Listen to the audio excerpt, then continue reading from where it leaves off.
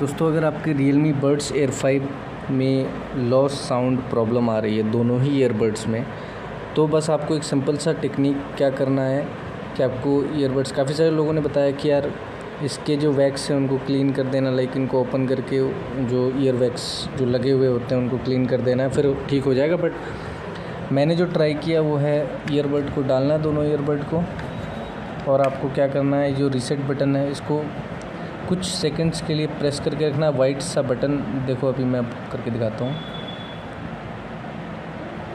अभी देखना यहाँ पे अभी जला। उसके बाद जो है वो डिस्कनेक्ट एंड देन अब ये कनेक्ट हो गया है। तो यहाँ पे इस तरीके से करने से जो आपका जो वॉल्यूम वाली प्रॉब्लम है वो ठीक हो जाती है।